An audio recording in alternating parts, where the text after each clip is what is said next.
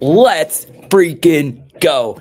LSU wins the single most important rivalry to me, which is the battle for the Golden Boot. Shout out to Michael Van Buren. We'll start off with him. It was a really good day, 21 of 31. He wasn't the reason LSU won, but you do have to ask a very simple question. Does Garrett Nussmeier win this game instead of Michael Van Buren? It's obviously a difficult question to answer, but the truth is Michael Van Buren actually led us to an SEC victory, which is something we have been clamoring for a few weeks now. So big shout out to Michael Van Buren. Is he the quarterback of the future? That's going to be the big question. Is he someone that you can easily build upon, whether it's a new coach, whether they somehow decide to keep Frank Wilson around, whatever the case may be, the future will be the future. But give Michael Van Buren a lot of credit. Now he has a big question he wants to answer. Is he going to sacrifice a year of eligibility to start these final two games? I don't think he has the option. I think we need him to play these final few games. So we shall see what happens. You could have to go all the way down to Emil Picarella of U High. I wouldn't mind that. I like Emil a lot. So look, we'll see what happens as far as that is concerned. But you should celebrate. I understand that the entire world is trying to figure out who the next coach is going to be. And I get it. I totally understand. We all want to know who the next coach is going to be for the LSU Tigers. But all I have to say is STTDB. Arkansas wishes they had just a sliver of the success that we have had. And look, the bottom line is when you actually look at the yard per play numbers, Arkansas was the better team today. But here's the truth. When it comes down to it, the Arkansas Razorbacks are going to Arkansas Razorback. So I don't know about you.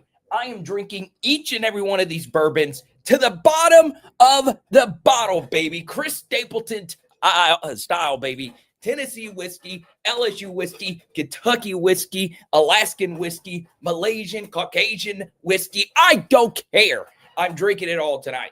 And look, I just have to share one very simple question. I just have to share one simple question to each and every one of your beautiful souls right now.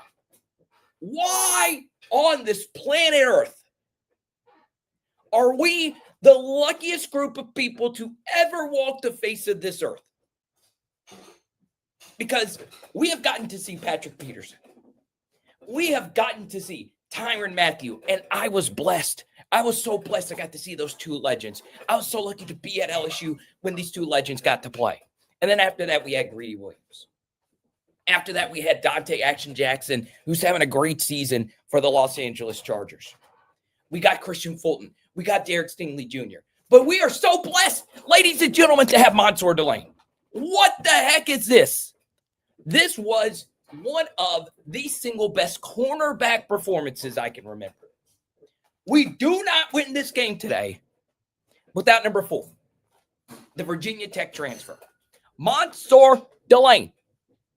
He is an interesting personality. He is a leader of men. He is a guy that is going to be a lock first rounder.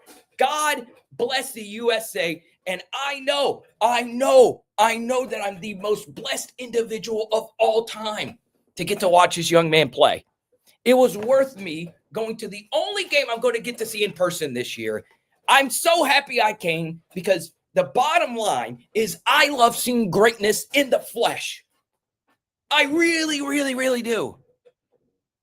But today, in 2025, the year of our Lord, whichever metaphysical being you might celebrate or you might worship, thank that deity for allowing Monsour Delane to come play for us this year. Holy moly, what a game today. What a freaking game today. I even left the game before we started this live stream, and I've already cut a Monsour Delane film study. It's on Twitter at Power Hour LSU. You can watch it for yourself. And I didn't even break down the interception. I broke down the final play that he was able to break up, and the Arkansas Razorbacks, of course, had a kick to win it or a kick to take the lead, and they missed it. So I understand. We're worried about the future, and we're worried about the next head coach. We'll talk about that a little bit later. Well, I guarantee you we'll talk about that a little bit later. But Monsour Delane, thank you so much. Now, Monsour Delane's my game MVP. Shout out to Harold Perkins. In the 3 games he has played versus the Arkansas Razorbacks, you can make a case that these were the 3 best games that he has ever played. Obviously, in 2022, nothing's ever going to beat that. He had a pretty good game in 2023, and he did it again. He did it again. What a great game for number 7. But I am biased. I am absolutely biased. I'm so biased towards Jack Pyburn. So why did I come down to Baton Rouge for this game? So a lot of you know, my Friday nights have been locked up this year. I got to call high school football for the entire season. Was coming to the LSU Arkansas game. And I was on the fence. Actually, I was going the entire time. But what put it over the hump is Jack Pyburn's family invited me to their tailgate before the game. Tell them the real reason why you came here. And I also came here for this pasta right here. Yeah, that's the real reason. So Jack Pyburn's family has become my family. They have been so nice to me.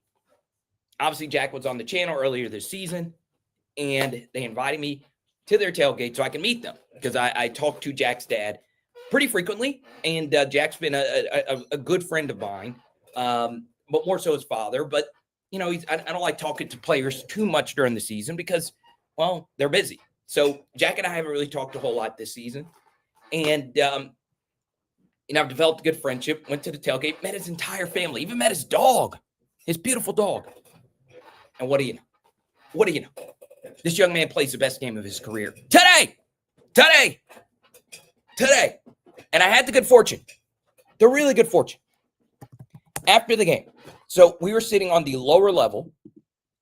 And after I ran into Bill, Jack's dad, after the game, I wasn't sitting on this side. I went to go see my parents on the other side of the field, which is on the LSU side.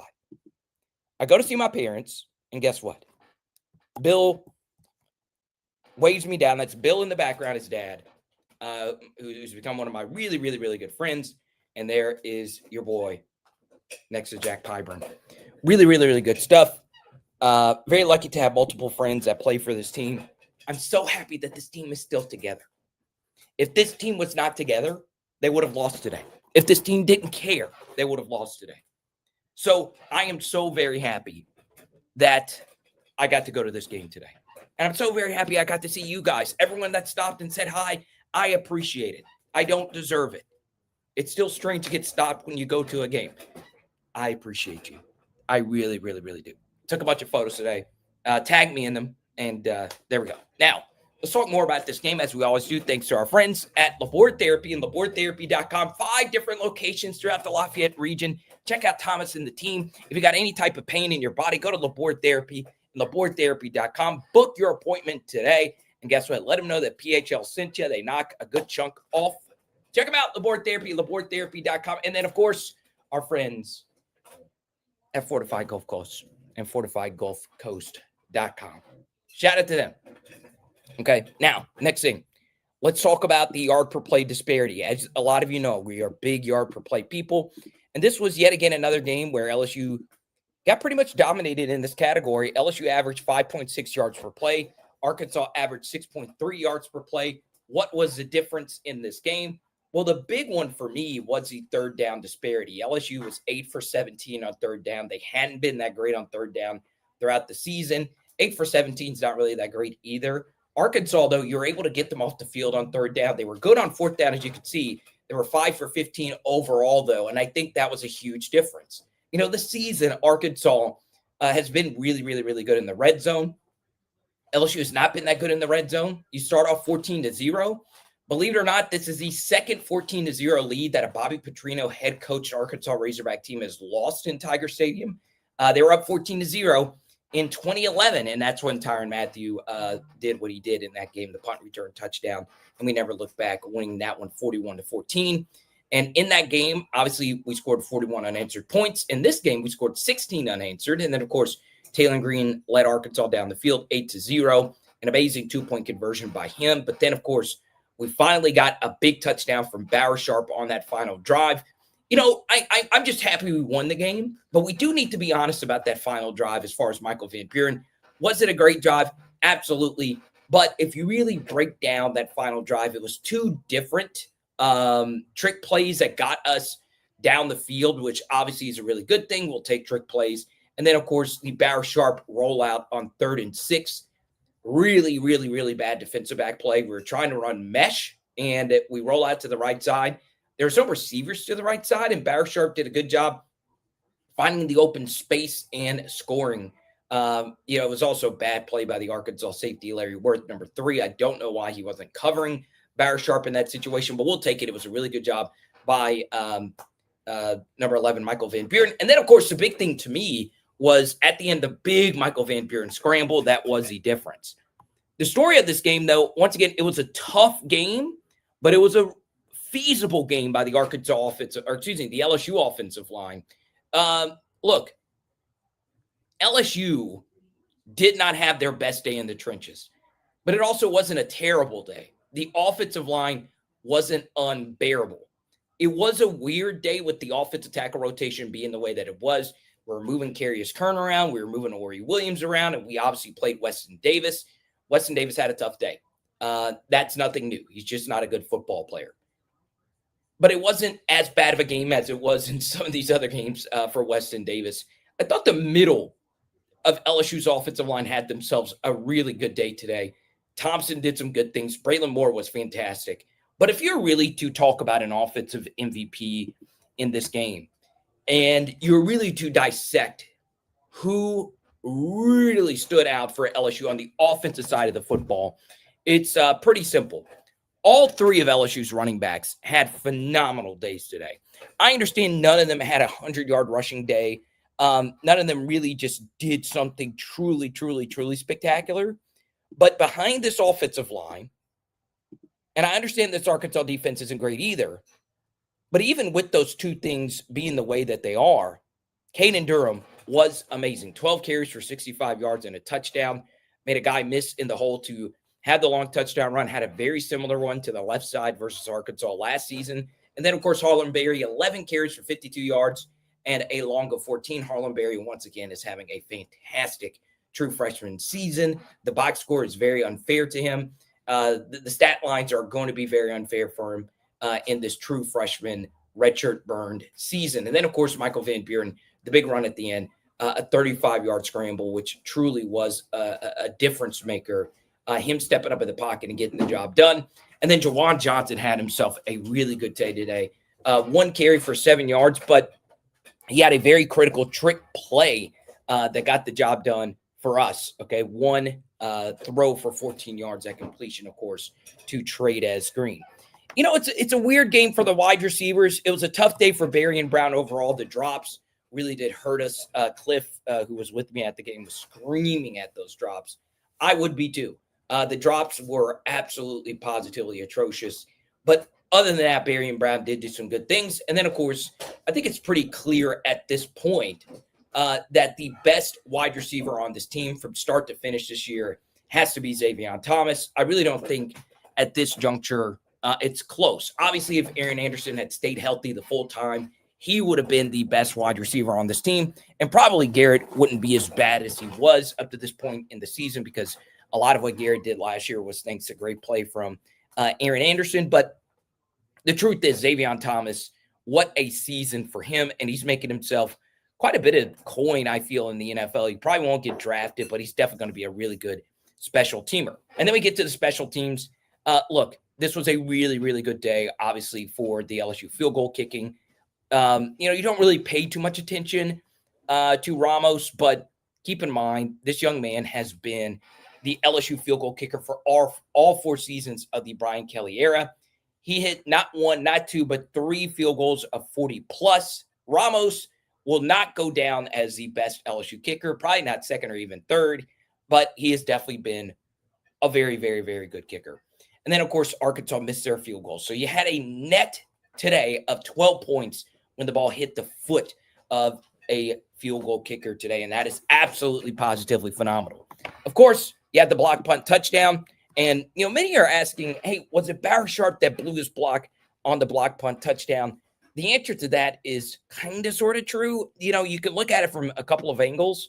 It looks as if the punt was going to get blocked regardless of if Bauer would have picked up that one guy. There's 2 guys right there to block it. Of course, it would have been nice. It would have been really, really, really nice if the punt wasn't blocked, but it is what it is. Okay. We say hi to Tony. We say hi to we say hi to Hal. We say hi to Fred. MVB can't actually run and move around in the pocket. So there you go. Thank you guys so much for being here on a glorious afternoon. Once again, with these post-game shows, it could get crazy. We could have special guests coming in. Cliff's going to be on here in a second. I want to talk about the game day environment. You can't really take too much away from this game day environment. The stadium was kind of empty. There was a lot of open seats. We had seats on the 50-yard lines. What happened to me was something that has never happened to me before. So we gave out 2 tickets to some PHLers. And then we get to the game, and there was 3 different sets of people who texted me and said, Carter, I see you're at the game. Do you want tickets? And I was like, well, yeah, I'm here. And they just sent them to me. So I had all these extra tickets. I was trying to give them out, trying to call as many friends as I possibly could. And there were so many empty seats. It makes sense. I don't know when deer season starts, but people are ready to move on with their lives when it comes to that. Senior night is next week. I want to see a good crowd there. Hopefully we see a good crowd. But it also didn't help that LSU was down 14-0. I saw a few people leave after that, which is crazy to me. You're already at the game. You're not going to sit in a lot of traffic. The traffic's a lot easier to deal with when it is an 11 a.m. kick. But overall, the crowd was fine. I also like the fact that the players really ran towards the trophy. It's weird because this game kind of became our Super Bowl in many ways. This will be the biggest moment of our season. I think considering the opt-outs, Delane probably won't play the bowl game. This will probably be the signature win of the season, especially what we know about Clemson. For me, it's going to be the signature win because this was Frank Wilson's win. And I do want to bring up Frank. Yes, there was a blown timeout in a situation where you probably don't want to blow a timeout in the second half of a close game. And I have been blasting the entire LSU coaching staff over that. We did it again.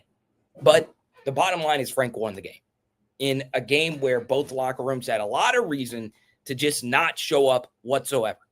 So big shout out to Frank Wilson. We called Tony. I thought Tony was going to the game, and he never called me back. I called Master Blaster. We said hi to Christopher. Honestly, I don't think MVB will be the starting quarterback next season. So look, on Tuesday, or actually Monday night, you will get your full Michael Van Buren film study. And you'll get the good and the bad. Obviously, it started off rough. It's LSU football and Arkansas football. Arkansas has been the best opening script team in the country. So what did we tell you? We said, bet Arkansas first half or bet Arkansas first quarter. I bet Arkansas first quarter because LSU starts slow. And this was the best live betting opportunity ever because Arkansas loses every game because they're the Arkansas Razorbacks. Also, the under hit. We told you to take the under as well. This game was kind of predictable to me. It kind of went the way that I thought. LSU's not really that great of a team. It's okay to admit that. We have some really strong pieces. Big game from Jack Pyburn. Big game from Monsour Delane. Halsey did some good things today. We have 2 really good running backs. But we're sloppy. Okay, we're sloppy. But I like the way that LSU found ways to get it done today. And one thing I thought was very interesting on that final drive, I want to go back to the final Michael Van Buren drive. We finally started using some trick plays, all right? When your offense isn't good, run trick plays, run heavy. And what trick plays basically come down to is misdirection. It's a sleight of hand. Most of the best offenses in college football are misdirection offenses. It's hard to run against Division I Power 4 players, just north and south, outside zone, those kinds of very simple plays. LSU did a good job saving a few tricks up their sleeve and finding a way to get this victory done. Okay? So, you then get into the play calling. Blake Baker on third down was mostly good today. There were some confusing third down calls, but for the most part, he was good today. There were no massive Taylen Green runs in the second half at the very least. The 2-point conversion, he has done that runaround thing a gazillion times. He's going to do that at least once. The touchdown run was very inexcusable. But other than that, Taylen didn't have one of these run wild games like he did versus A&M and like he did versus Tennessee. So, it wasn't the best in terms of stopping a dual threat quarterback. But overall, I think LSU did a good job of keeping him in the pocket. Give Dylan Carpenter a lot of credit. He did some good things. Jacoby and Guillory as well. Bernard Gooden had a huge rush to force a sack to C.J. Jackson. I like the fact that LSU rotated some other defensive ends into the game. Patrick Payton was a no-show versus Alabama, and they didn't play him as much today. They moved in some other names in there, and I was very happy that they did that. So big shout out to all the LSU Tigers that went out there and got the job done today. Now, we then get into the Garrett Nussmeier situation. Okay. So, Garrett was wearing a headset. For half the game, I was behind the Arkansas bench. And then for the final quarter, I went to go see my parents on the home sideline. And I'm glad I did because I wouldn't have been able to take that photo with Jack. Okay. So we go over and I was able to watch the LSU sideline. So I'll be honest. I was able to watch the game, but my parents sit low enough where you're kind of close to the bench to see how, mannerisms and stuff like that. And I paid attention to Garrett Nussmeier. He had a headset on and, this was up for most of the time. And he did a good job staying involved. The Monsour Delane touchdown, I have a video of it. I'm going to post it. He did run over and celebrate with the team. So I do think there's going to be, and it goes back to our first super chat here from Sourdough Man. People want to compare Nuss to MVP.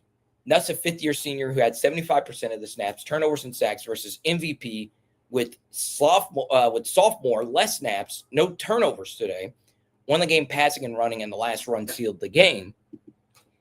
I do think, and I understand we want to be in the spot where, I saw Braden Fiocco tweet out, LSU would be 7-2 if Michael Van Buren was a starter instead of Garrett Nussmeier. That's just not true. That's not true. I don't think we'd be 7-2. You can make a strong case that we don't win today if MVP is not the quarterback. But let's acknowledge and be rational here that this was the worst defense in the SEC we have played by a wide margin. And we were at home. Okay, so please make sure you add that into your conversation. Now, if you want to have a conversation of, do we beat potentially Vanderbilt if Michael Van Buren is the quarterback? Maybe. Ole Miss is definitely a conversation I would have. But the problem with that is the LSU defense played so badly in both of those games. So it's a hard conversation to have. Now, the Alabama game's a little bit different because the LSU defense did show up. And Garrett did miss some things in the Alabama game. That's probably a conversation that we could have, especially considering the team by then had already turned the page to Michael Van Buren. Okay, but now we get into an even deeper discussion. All right. So it wasn't just the pie burns that I saw. I was able to speak to, a personnel guy briefly before the game. And I was also able to, speak to another player's parent via text. I wasn't able to actually run into him. And, the belief is that we would be in a better spot if MVP was the guy from the get-go, or we moved to him a little bit sooner. And the truth is, as we move forward, let's just say we were one win better, or more importantly, one loss worse, because the college football playoff is still the first talking point is how many losses do you have? That's always the first talking point. And it's like that in college football all the time. 2019 LSU, what's the first thing you think of? Not the 15, you think of the they didn't lose. Avoiding losing in college football is more important than winning. Even if LSU was one win better, and let's say you went out and you're 9-3, and let's say Oklahoma does beat Alabama, you're still in the playoff race right now. If Michael Van Buren is your quarterback and you're one win better. Does Michael Van Buren at quarterback beat Florida? Probably so. Does Michael Van Buren at quarterback beat South Carolina? Probably so. But does he beat Clemson? I don't know. It's a different discussion for a different day. So we can do the woulda, coulda, shoulda all we want. But where this, because look, this is the number one thing. This is the number one text message I got, the DMs, all of it. Former players, current players, all that stuff. This is what I would say. I would hear out the theoretical arguments between Garrett and Nuss, or I say Garrett and Nuss, Garrett and MVB a little bit more if it was just the quarterback position that has been holding LSU back. But football is a team game, and we have been beyond abysmal at quite a few positions. So we don't know. I do think it's a little too much. It's not the same thing as like discussing, let's use for an example, the Indianapolis Colts, which for the past couple of seasons have been elite. They have been elite. Chris Ballard's a great GM. He has built a great team. They just had a bad quarterback. They are very good at every position. They get a decent quarterback in Daniel Jones, and now they're the best team in the AFC right now. They're one quarterback away. So I don't know. And then obviously the bigger question is going to be the future. What is the future with Michael Van Buren? Is he someone that's so good that whoever the new coach is going to be there, he's going to want him to be his quarterback? I don't know. Okay. Now let's go to Platinum Obama. Let's get to a good bowl game. Oh, here's the truth. I was talking to Cliff about this on the way in. LSU's at 6. And the best we can get to is 8. The jump from 5 to 6 wins is huge because the jump from 5 to 6 is the biggest jump because you go from no bowl game to a bowl game. All right. It's the biggest jump you can make in college football. Oftentimes 9 to 10 is going to get you the playoffs. So for LSU, 9 to 10 would be the biggest jump, but not every team with 10 wins is going to make the playoffs. But for every team, when you get to 6, it's the biggest jump. So today was the biggest victory of the season, theoretically. But now, even if we went out to 7 to 8, there really isn't that much of a difference. To me, there's not. The jump from 6 to 7 is not a big jump at all. The jump from 7 to 8 is also not that big of a jump. So does your bowl game get a little bit better if you go from 6 to 8? Sure. But there's going to be a lot of SEC teams, especially now with Arkansas bottoming out, that's going to be in the 7-8 kind of win range. So we'll see how it goes. Okay. Excited Jamie. She wants to talk about Harold Perkins. And we'll talk about Harold Perkins. So coming up next, where does this game rank on the all-time great Harold Perkins games? What a day it was for him. Also coming up, what LSU should do about the Michael Van Buren redshirt situation. All that coming up and more. PHL Nation, it's time to lock in and get serious really quickly with our friends at Fortified Gulf Coast and FortifiedGulf.com. This is my buddy Ramey. He is one of many Fortified Gulf Coast inspection professionals that are doing something to help you not only save your home, but your memories. The Fortified program got started about 13 years ago. We adopted it here in New Orleans about 2.5 years ago. It's a more advanced way of doing the roof. It adds an extra layer of protection, whereas even if a hurricane was to pull the shingles off this roof, water will still not get into the house. So yes, your establishment is important, but what about the things you can't replace? That family scrapbook or that painting that's been handed down from Meemaw to Papaw and to you. It is important to protect that today with Fortified Roofing. And while this seems like a priceless asset, did you know it can actually save you on your homeowner's insurance up to 37% if you are in South Louisiana? Just call the number 504-444-7563. That's 444-7563 or visit fortifiedgulf.com. That's FORTIFIEDGULF.com. Let's go. Power Hour Network listeners and viewers, you might be consuming this content with that crick in your back that you've been trying to get rid of for so long. Take this as your sign today to book your appointment with LabourdTherapy.com.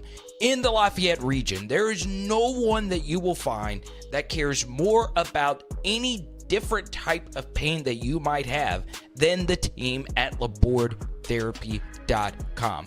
Book today. Once again, that's LABORDE therapy.com, or you can visit one of their 5 locations all throughout the Lafayette region.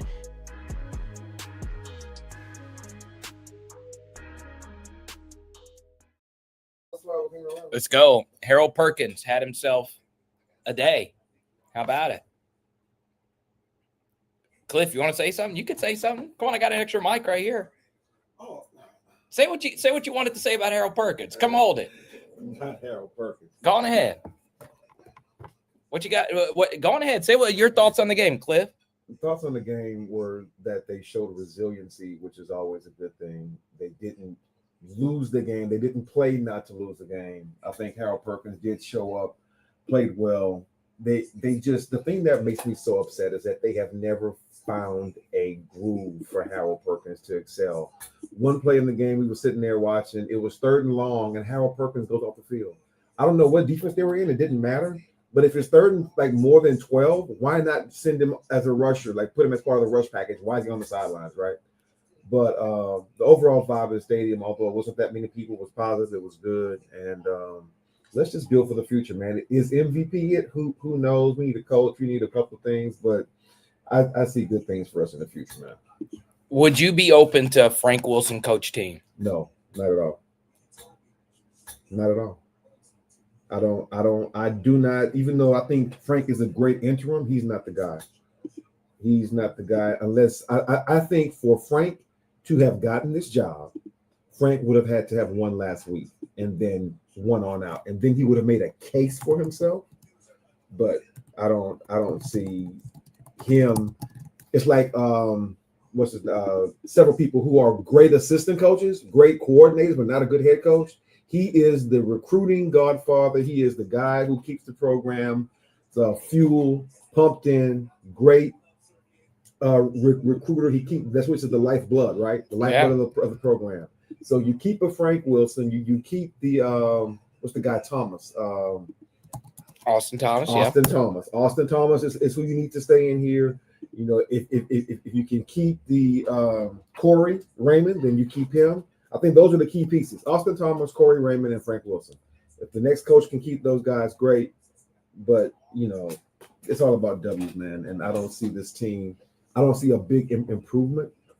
I think they held on against a bad team. It was bad on bad and good on good, right? Our worst offense against their worst defense, and then our defense against their good offense. So it great, but when we're celebrating 1-2 point wins over Arkansas, this is not LSU football. I'm sorry, it's just not. What are we shooting back here? We can do a little. Who in here is a real bourbonite? Come on, you what? Because I'm not a bourbon guy. I'm gonna drink vodka. We're doing Buffalo Trace.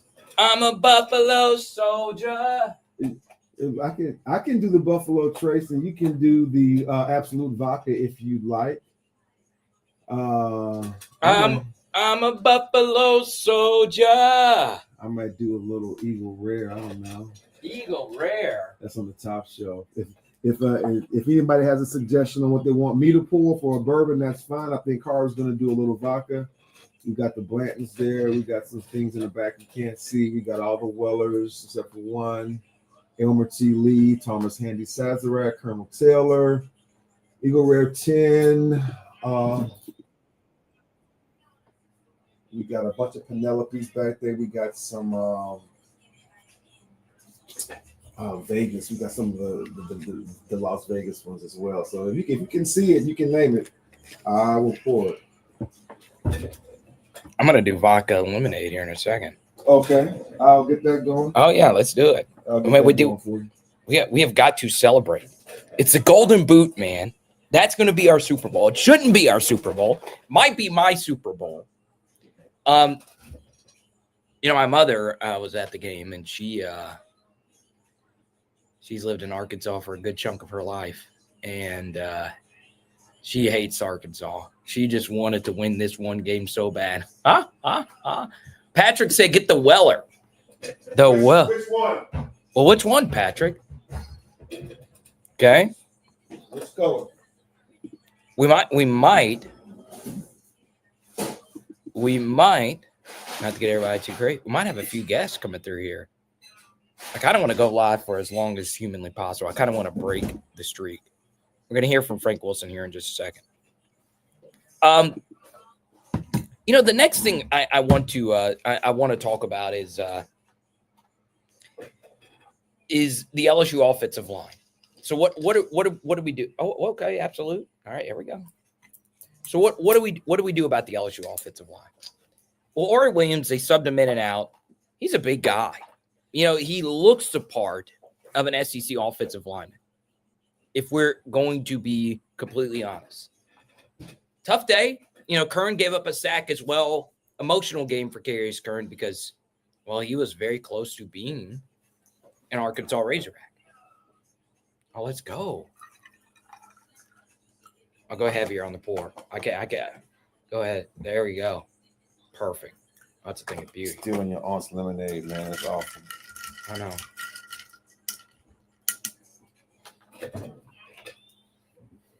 Yeah, you can, Dressy. Let's go to Blessed. My thoughts on the North Texas coach, Coach Morris.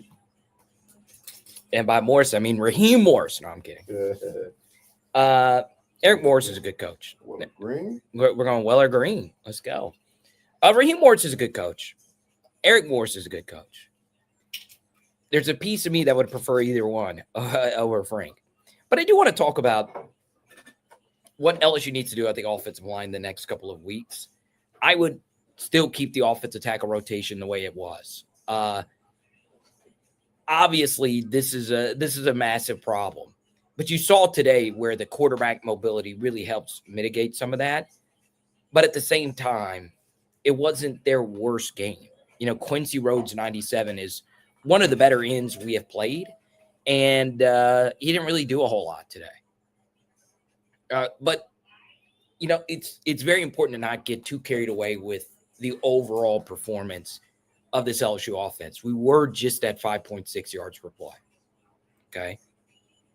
Now, I do want to talk about the higher than you probably would think likelihood, probability of Frank Wilson being the next coach. It's like I said, it's probably higher than you think. So why is that the case? Well, you take a look at the recruiting calendar. It's going to be really hard with the transfer portal windows being the way that they are now to bring in someone else and not lose your roster. It's going to be really, really, really hard, especially if you want to get a college football playoff coach. Now, if you get a coordinator, it's a little bit different. Coordinator is more than likely going to leave his team and start his new job as the LSU coach. So if for some reason you wanted to get Colin Klein, he's probably leaving Texas A&M to come be your coach. He probably is. But you're probably not going to want Colin Klein. I think a lot of you want someone with head coaching experience, which I think is not necessary. I think I go back to what the great Josh Pate said on ESPN a few weeks ago. There's probably 20 to 30 coaches who could win at LSU and do really good things here. This job has a really high floor attached to it. where if you keep your head on straight and you have effort and you make decent coordinator hires and avoid having 2 disaster coordinator hires, strip your 4 seasons in half where you had 2 years with a not so great defensive coordinator and 2 years with a not so great offensive coordinator. There's a lot of guys that can get here and win big, win very, very, very big. So the question is, could Frank Wilson do that? Could Frank Wilson build the program in his image and be the guy? Well, let's first go through a few different things in Frank's favor. Obviously, the calendar is the biggest thing as far as immediate success for next year. That is the first thing that comes to mind. But arguably an even bigger thing would be the money. Frank is not going to cost a whole heck of a lot. And you could honestly, if you go to him and give him the deal that you give, let's say, I don't know, the lowest paid SEC coach is Mississippi State's coach. You give him $4 million a year to be the head coach, he probably says yes to that. If you make him the non-lowest paid SEC coach. So money is also a thing here. And then, of course, it's going to be very important to hire great coordinators. Well, I think there would be quite a few coordinators that would be very open to come be the LSU offensive coordinator. You also have a defensive staff that you probably mostly want to keep intact. I think most of us like the way our defensive coaches have performed, including today, where they did some really good things. But then, of course, you get into the negatives, and there are quite a few negatives. Number one, he's not really been a head coach at the P4 level before. He does have head coaching experience. Another negative would be, well, he wasn't really that good in his other job, but that doesn't exclude him from being actually good here. And then, of course, another negative would be you are going to need to rebuild this entire LSU offensive staff anyway. Out of all the offensive coaches that are on the staff right now, the one who was the safest for probably the next staff is probably Frank Wilson. So Frank would have to fire a lot of these people who he's close to and then go rehire quite a few coordinators anyway. I don't think you could justifiably bring Brad Davis back. Cortez Hankton's a little bit of a different story. So we'll see. We'll see what happens. Okay.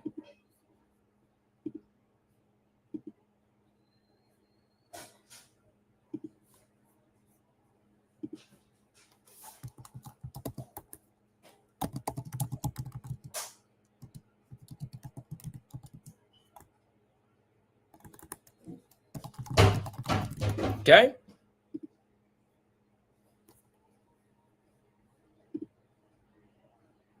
David wants to fire the special teams coach. Well, look, I want to defend him. Number one, it was a big jump up to come from Grambling to where he is now. But he's not a full-time assistant. I am of the belief that you want your full-time assistant to be a full-time assistant. Okay.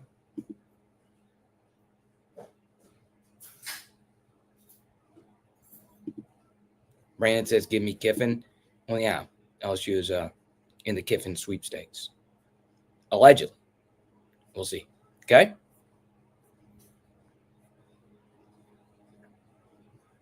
Let's go to Cole. His head coaching experience at UTSA was horrible. It was. And at McNeese, too. It wasn't great. But the difference, though, is so was Ed Orgeron. It's a little bit different when you actually now have experience with him being the coach. Now, for me, that would not be the direction I would head. And as great as Michael Van Buren has been, I think there's quite a few quarterbacks that would excite you that would be interested in coming to LSU. So we'll see how MVB does in these final few weeks. Okay. So let's see. We got some Frank Wilson audio here. Let's pull some up. Here we go. Let's hear from Frank for a little bit, and we'll react here in just a second. Okay? Frank Wilson after LSU Arkansas. For our university, a remarkable day for our football team that displayed resiliency, toughness, all the things that make us Tigers. My pregame speech to our football team said to them, I know you want to play hard. I know you're going to play hard. Here's what the charge and the ask is. That when adversity hits you, you find a way, you will a way, and you keep on punching because it's going to happen. I wish I could tell you we're going to shut them out and it'll be 50-0. That's not a reality. The reality is you're going to have to earn everything that you get, and they won't give it to you. They never have. And so we find ourselves in the first quarter, 14-0. After the first series, a block punt that went scoop and score. Then they answered it again. And so it tests our resolve. And it makes you look in the mirror at yourself to see if you have what it takes. We had what it took today. I'm so proud of our football team and how they represented themselves, our university, and they never say die spirit. They just kept on fighting and kept on punching. And I'm proud to be in the position I am to have led them to this victory. They earned it. They earned it the hard way. Coach, you have a long-standing relationship with Harlem and his family. Just talk about what you saw out of him tonight and just his ability to make guys miss, I would say. Yeah, we had various situations throughout the game, and you play it out. And I stood before you guys last week in a 2-minute or middle eight, if you will, the end of the second going into the third with us getting the ball back. And from up top, the question that was asked was, do we want to just kneel it? No, we're not kneeling it. No, we're not going to just kneel it. We're going for points. We're going to empty the chamber. We're going for points. And we're going to hopefully get an opportunity to score again in the third. And so at the minus 20, after an interception, go length of field, 80 yards and get 3 points. At the back end of the game in a 4-minute drill where you have to get a first down. They're a dangerous football team, and all they need is 3 to overcome us or to beat us at that point. So we need a first down. We get a couple of them, and then the game was in Harlem's hand at that moment on 3rd and 3. And you got to make a decision. All right, do you kick a field goal and still give them opportunity with a very dangerous quarterback in offense, the number 8 offense in college football, or do you try to shut the door? Because all you need is 3. And he pops a big one. He takes it on his own. He knew that there would be one guy backside. Go win you one-on-one. This is what you were born to do. He won his one-on-one, and it helped propel us to victory. There is a piece of you that says, look, if Frank Wilson were to come back, you're guaranteed to have Harlem Berry back. And you're guaranteed to have Caden Durham back, who was honestly just as good, if not better. Seems like a pretty good running back room to me. So we'll play some more Frank Wilson audio here in just a second, okay?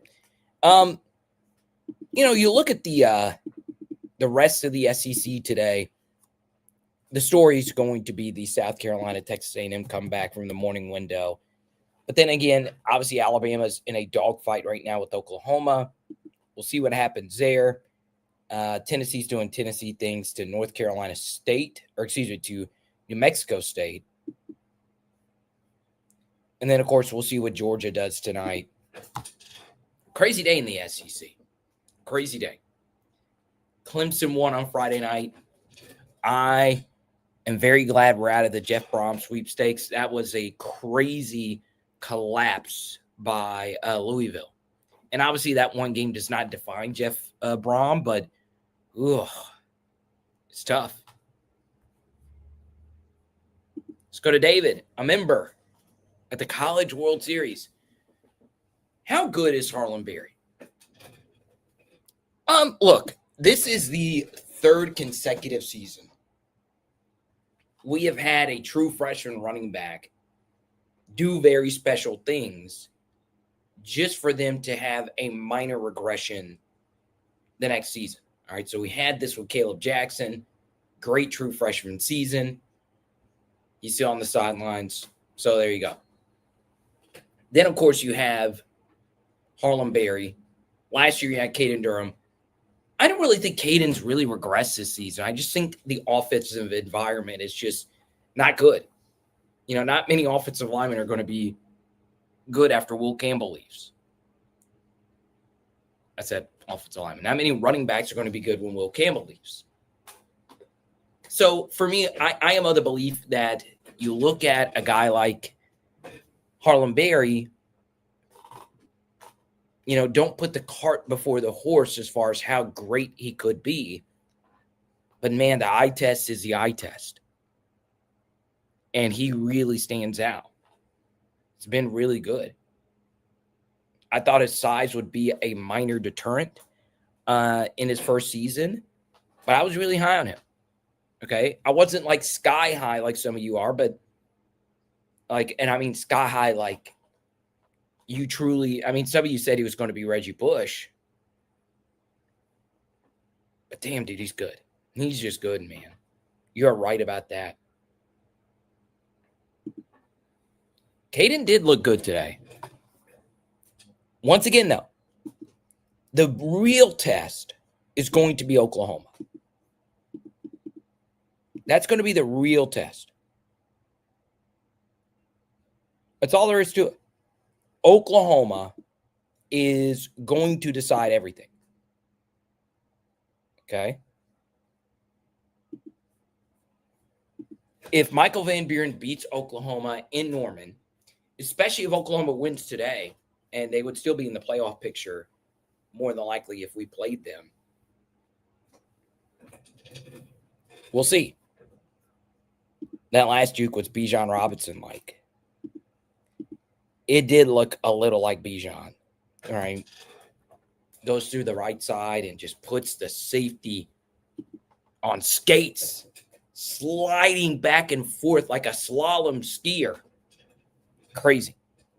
Absolutely crazy. Let's see here.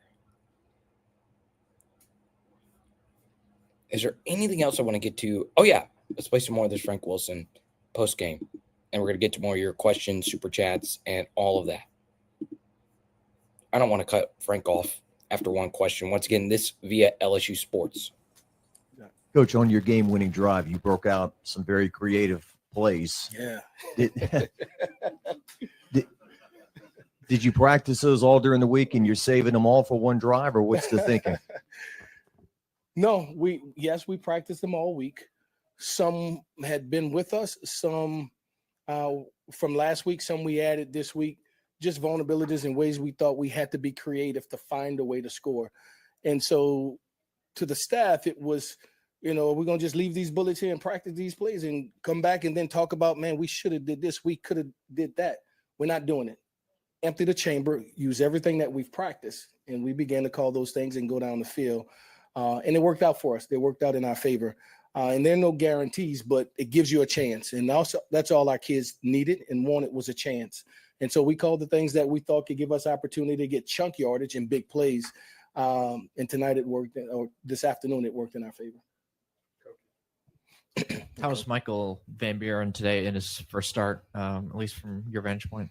Yeah, he started off a little slow, but he got going and he got comfortable. You know, this is that's a huge responsibility for the quarterback of the LSU Fighting Tigers to go into that arena. Our fans are the best in the world. Our fans could be tough sometimes as well. And so he knew what was in front of him. he got comfortable and began to take control of the game, of the football team, and picked up huge yardage at opportunities and rushing and great throws at times as well. I was proud of him. I thought he played admirably and got the game into a point where he was able to affect change and dictate for our football team. In the back, Coach Wilson, you being the interim head coach with a team that has been through a lot this season, with the gritty win and doing it in Tiger Stadium, what did it mean to you? It means everything to myself and to our staff. I told our staff, I'm proud of them in the way that they prepared, the way that they challenged their position group, the way that they coached. But I'm even more proud, and I want them, as I concluded meeting with them, when we go into that locker room, you love on these babies. You let them know, I appreciate you for doing what was asked of you. And it's just, it culminated. It culminated in this day for our staff and for our players. So a big win for us, and I'm more overjoyed for our football team.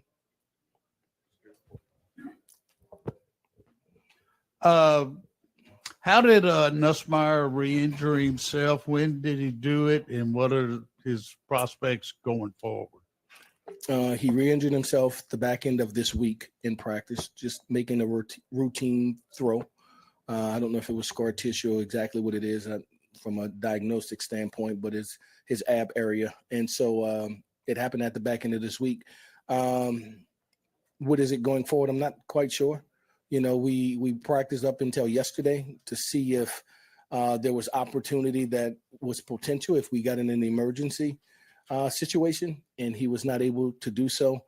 And so we'll continue to monitor him day by day, week by week, to see his progress. Yeah, Frank, the playmaking ability of your defense today really showed. Looked like they bent at times but never broke. Just talk about their performances and just how big of a boost they gave you today. Yeah, 3 turnovers, found, knocked the ball away, picked the ball off, goal line stand, short yardage stand, and just continue to make play after play. And that's the reality of it, right? Of a heavyweight fight, that you're gonna get a haymaker now. You're gonna get a haymaker, and how you respond from it. And so they put us in position to achieve victory today in their style of play. This Monsour Delane, they tested him today, and for some reason he picked off the interception at the goal line. Just how important it's been all year for you, but particularly today. Yeah, he's a young man who knows what he wants, right? He came here to position himself to have an opportunity to get into the playoffs. He's a young man that came here to position himself with an opportunity to enhance his draft potential. He does it weekly for us in his preparation. It carries over on Saturdays and games. And it's a reflection of when hard work meets opportunity in preparation. That's the result you get. And so very proud of Monsour and the job he's doing. Coach, in the back over here, not a football specific question with the scheme, but you're the second African-American to hold the title of head coach for LSU in any capacity. The other, of course, being Brad Davis on your staff, and now you're the first Black man to lead LSU to a win as its head coach. With that in mind, how does that feel for you? Yeah. To be in position to lead this team to victory after 3 weeks of agony, right? You want so much for those young people who came here with hope, with dreams and aspiration. You want to deliver for them. You want to put them in position to have success, that they recognize that me coming here was not in vain, that this is the place where dreams become a reality, right? And so, so much of what we do, what I do, is to serve the young people here, to serve this institution that very little thought I've given to what it is for me personally. I think it runs its natural course with that, whatever that may be. I just want to be the best version of me. I recognize, I acknowledge those who have knocked on the door and hope for opportunity as African-American coaches for many years. I stand on the shoulders of those men who are giants. And so I'm very fortunate. I'm very proud. I'm very humbled to be in position to be able to help this team and earn victory. Frank, it's kind of a follow-up to that. I mean, the TV broadcast told a story about how I think you recently had a familial loss, a loss in your family of some kind. Would you like to speak on that? And what was sort of going through your mind when, you had the Gatorade bath poured on you and you're in this moment where you're celebrating a win as the interim coach? Yeah, so it wasn't a relative. It was a guy who, when I was 26 years old, said in these exact words, "Boy, you're special. Boy, you special." Like, who, me? Nah, yes, you are. And he gave me an opportunity to be a head coach at that tender age. And I would talk to him weekly, daily, regularly. And he fell ill, but I didn't know he was ill because my mother had been ill. And he didn't want me to worry about him. He wanted to support me about my mother. So Sunday, when our transition happened, that Tuesday, his daughter reached out to me and told me she didn't reach out to me. He didn't call. He didn't answer. So I reached out to him, never got him. Then at the back end of last week, the beginning of the week, I reached out to her and she told me that he was not doing well. He was in the hospital. And I said, "Can I talk to him?" And she just said, yes. I never got a chance to talk to him. So she called back and she said, I said, "Does he know? Does he know what's happening?" And she's like, "He knows. He's in and out of consciousness." And I said, "What did he say?" And she said, "I told him that I told you." And he said, "We did it." And he closed his eyes.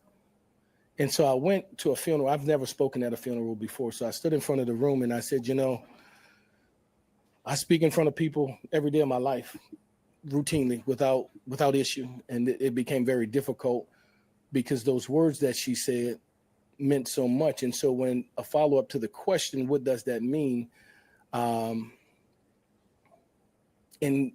for him and for so many others, we did this.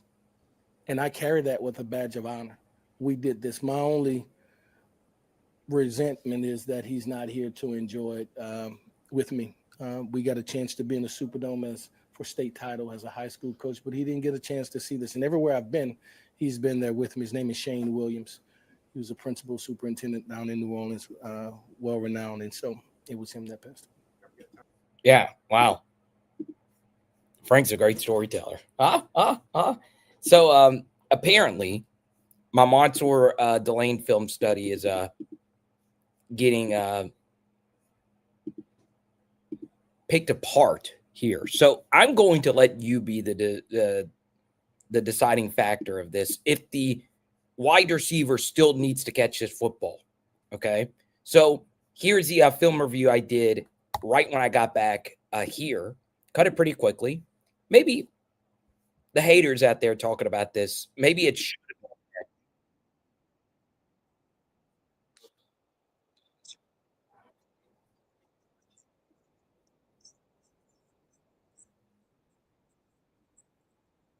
All right, let's do a share screen. I thought I was sharing it already. My bad. Unless share screen's not working. Okay. So apparently, the wide receiver still should catch his football. Throw a quick out to his go-to slot guy, Raylan Sharp. So Monsour Delane is getting screened right here, and Taylen Green thinks he has his quick out. He throws the football late, which gives Monsour Delane, who's at a leverage disadvantage, a chance to come in and make this play. And what does Monsour Delane do? Okay, because this ball is just a half a beat late, guess what? Monsour Delane is able to come in and get his hand in there and wrestle this tackle football away. It forces Arkansas to kick a field goal, which, of course, in Arkansas fashion, they miss. And you'll get it from this angle as well.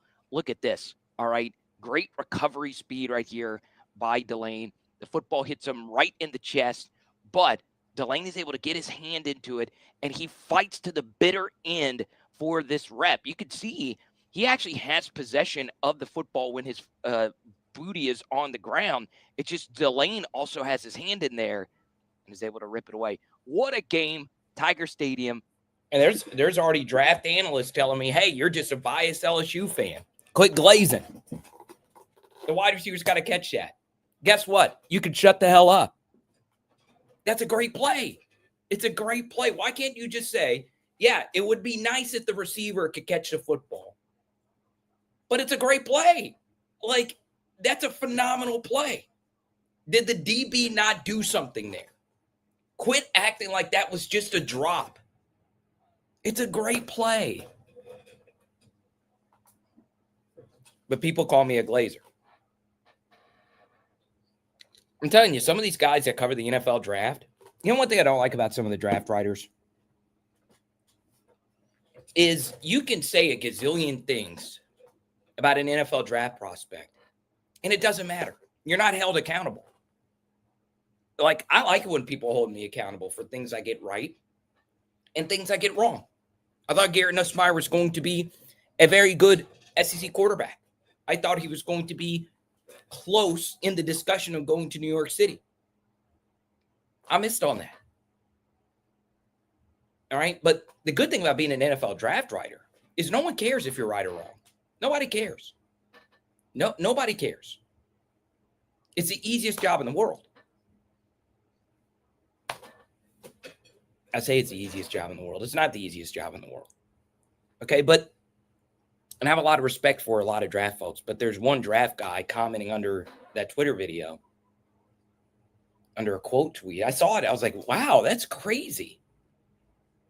They're saying it's a drop. It's not a drop. That's not a drop in the sense that it hits you in the chest and it falls to the ground. That's a great play by the DB. Can we stop with the bullshit? Okay, just tip your hat to a DB every once in a while. But no, it's a drop. It's people saying, oh, dude, this dude's glazing. Stop glazing. He's got to catch that. No, you do not have to catch that. I've seen great defensive backs make that play a gazillion times over. It's okay to admit that the other team has good players.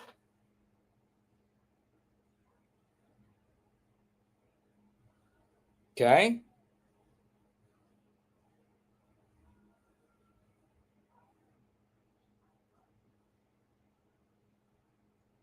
Got some good news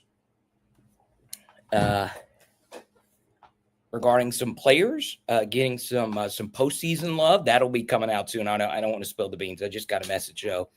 So I'll let that news come out when it comes out. Okay, like he disrupted the catch. I don't understand that. And you get paid to write about the NFL draft. I'll show it to you. Actually, I won't show it. You can go see it for yourself. Someone quote tweeted it and said, oh, this dude's ridiculous. And I think it's because me and him, this draft writer, got into it because he compared Taylen Green. All right. I think this was him. It might have been someone else. This draft writer compared the quarterback for the Arkansas Razorbacks, who I like. I love Taylen Green. Okay. But I do an Arkansas film study every week. I've done it for 4 years now. I've done Arkansas for 4 years. I've done Tennessee for 3. Oklahoma, I do one. I've done Oklahoma for 3 years now. I have watched every throw that Taylen Green has made. Okay. And there's this one random draft writer who compared him this offseason to Vince Young. Vince Young in the year of 2025. The Arkansas quarterback that you saw today, they were comparing him to Vince Young. And Taylen Green's very good. He is very, very, very good. There are times when you watch him and it's like, that's Jaden Daniels, watered down. He's good. But Vince Young? So I pushed back. I think it was the same draft writer. He was coming after me. Vince Young? You compared the quarterback we saw today to Vince Young? It's the most ridiculous thing I've ever heard. I pushed back on it. I was like, no, well, hold on. Hold on just a second. Not Vince Young. There's only one of those guys.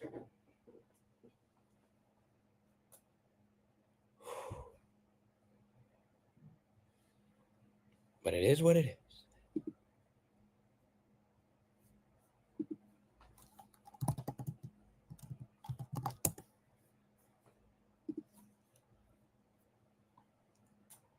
Let's go. If I come off as a Monsour Delane homer, so be it. So the F be it. All right? I'm sorry. That was one of the best games a corner has played.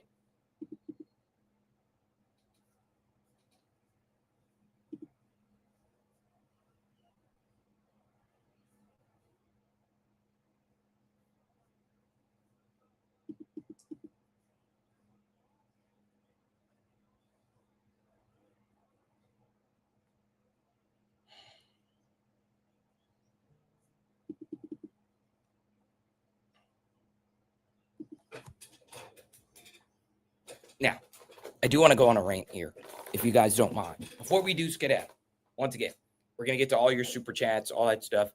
Big thanks to our top super chatter, Sourdough Man. We'll keep it moving, okay? I do want to talk about a player that has received the most criticism because he's not really that great. And he had a tough game today as well.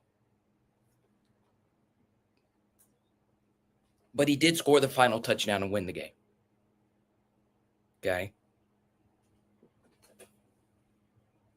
Let's talk about Bauer Sharp. Okay. Bauer Sharp. It's important to remember that Bauer Sharp was a quarterback to start his career. So him being a good receiving tight end makes sense. There's a lot of quarterbacks that were once quarterbacks that turn into good receiving tight ends or good receivers in general. Okay. So for Bauer Sharp to be a good blocker is tough. But whether it's the blocks or the fumbles, he's made big plays for us. Okay, so he made the big catch versus Florida. That was our most explosive play in the game. He's got really good speed. He found the weak spot in the defense to score the touchdown today. But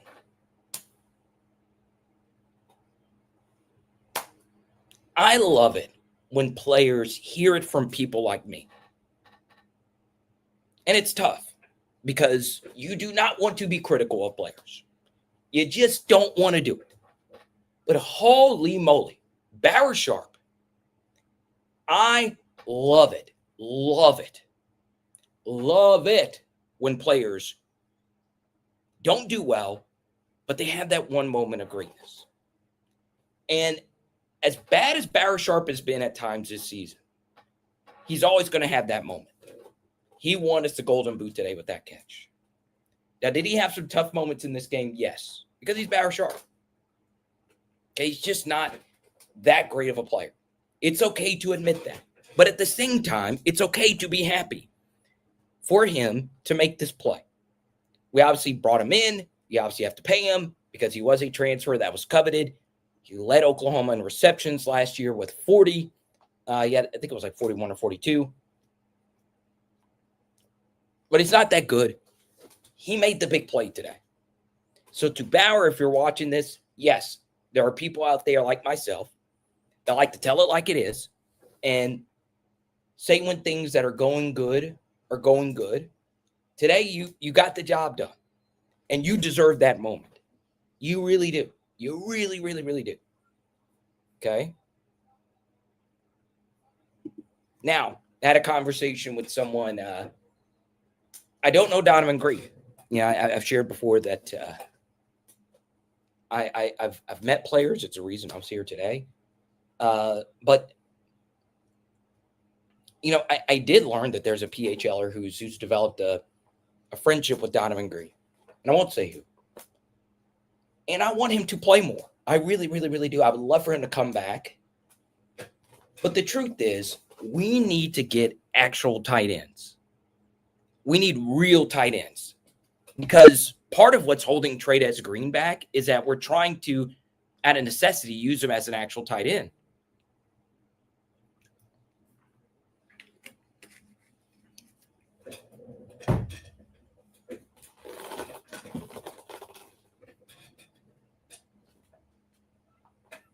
Big Al, what's going on? No, not that I know of. But we should get that pretty soon. Okay?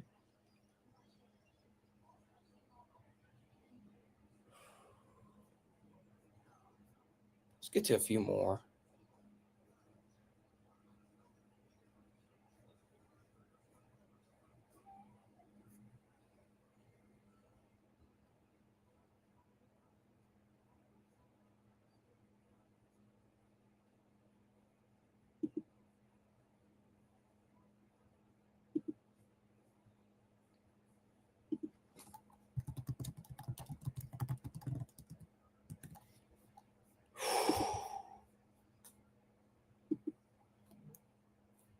Well, from the 616, you missed a Tiger victory.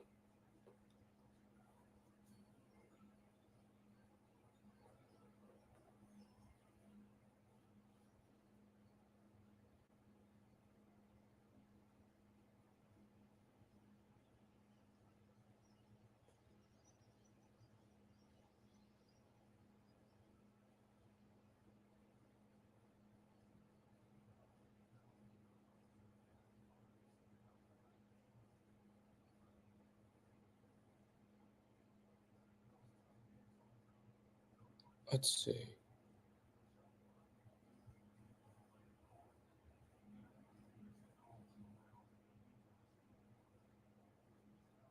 USC gets it done versus Iowa. There we go.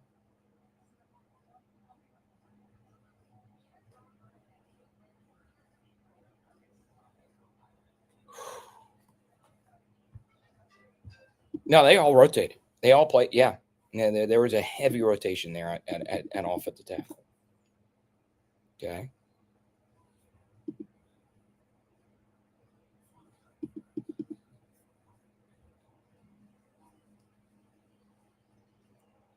Still can't believe A&M pulled that off today. 30-3.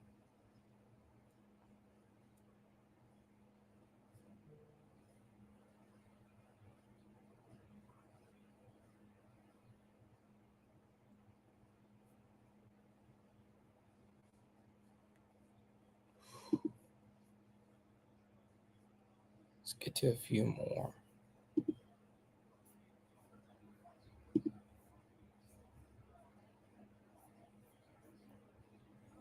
Oklahoma's taking the lead. Okay.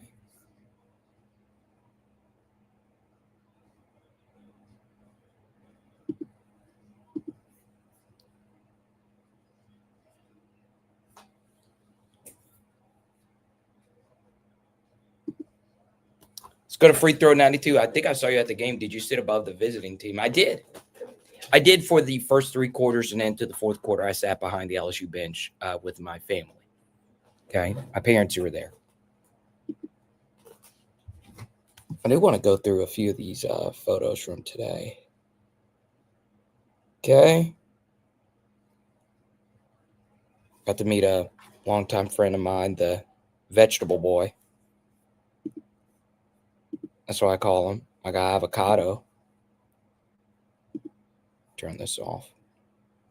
Okay. Oh, I see what happened. Let me turn this off. No, and there we go. I didn't know that was even on. Okay, got to see him today. Big thanks to the Pyburn family for having me a little bit earlier. This is Kevin, one of our biggest supporters in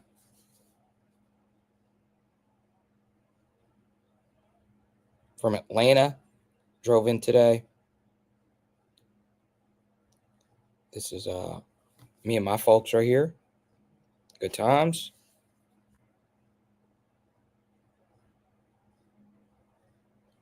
I didn't get this man's name from Pineville, or I don't remember it. I think it was, see, I wrote it down.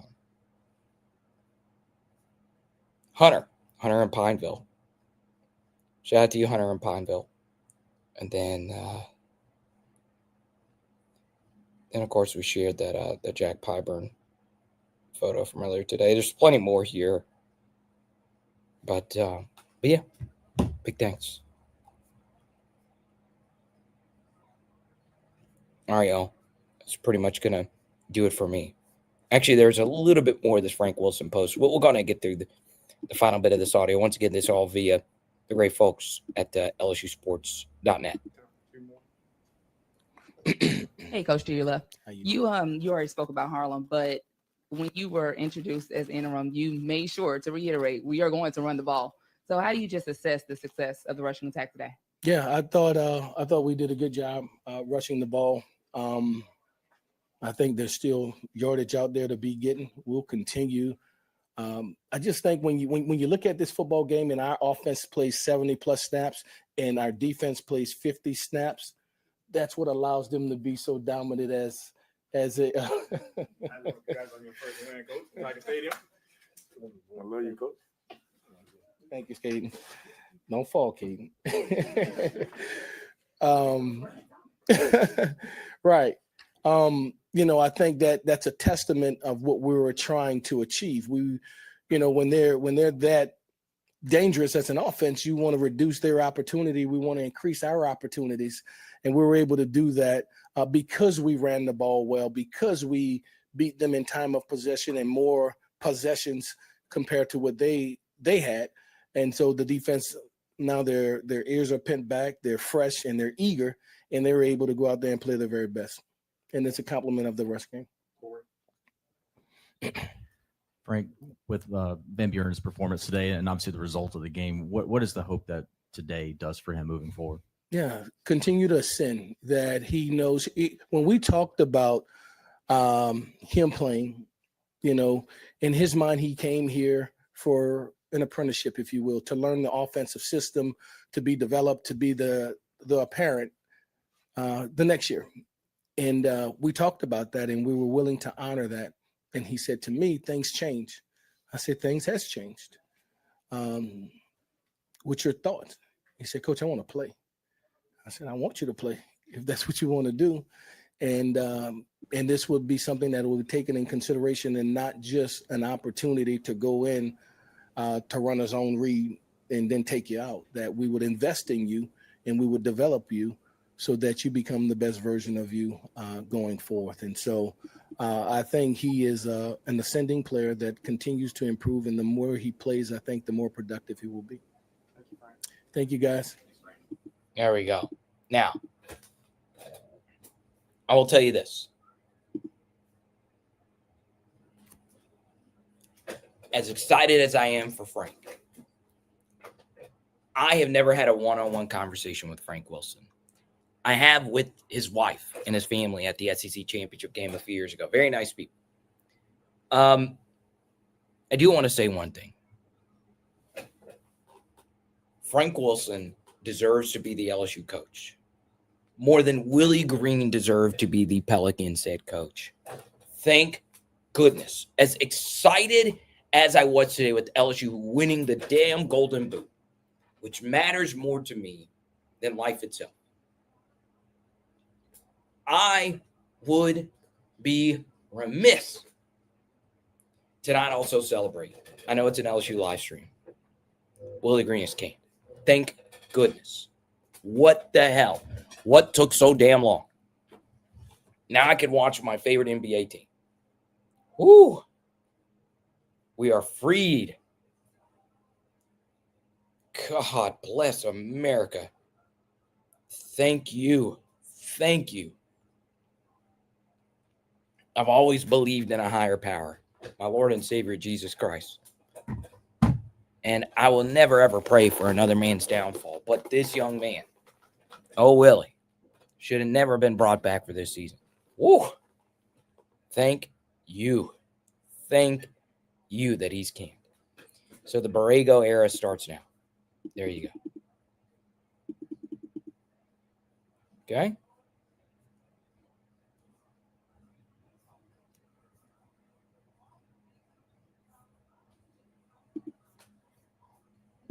Let's go to Pegasus. What are the 3 to 5 things the next head coach must have for me? Okay. Well, number 1, what is your overall game management theory? basically, what are your thoughts overall on fourth down? What are your overall thoughts on field goal aggression, timeout usage? Because it's been a problem. I think for the most part with fourth down decision making, we've been fine. Then, of course, you get into the second thing, which is what's your offensive philosophy? What's your offensive theory? If you hire a defensive coach, what is your opinion on who you're going to hire as an OC? That's obviously a big one. Okay. Alabama coming up on a fourth down here. They have to go for it with 2 timeouts. Yeah, you got to go for it. I mean, you could punt it away, but no. Not giving that football back to John Mateer. You got to let Ty Simpson decide this. Oklahoma, of course, we could spoil their college football playoff here in a few weeks. It's funny because before the season, I said LSU was going to go 9-3, and they would be playing a de facto playoff game with Oklahoma. It looks like and Alabama gets the first down to keep it alive.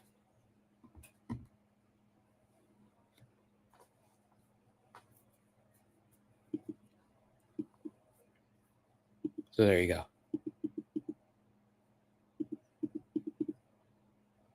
What a day.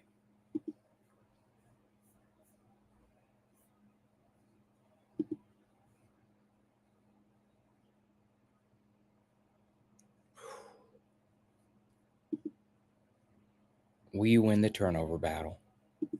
All right, y'all. That'll do it for me. Big thanks to everybody in the post-game. Sourdough Man, thank you so much.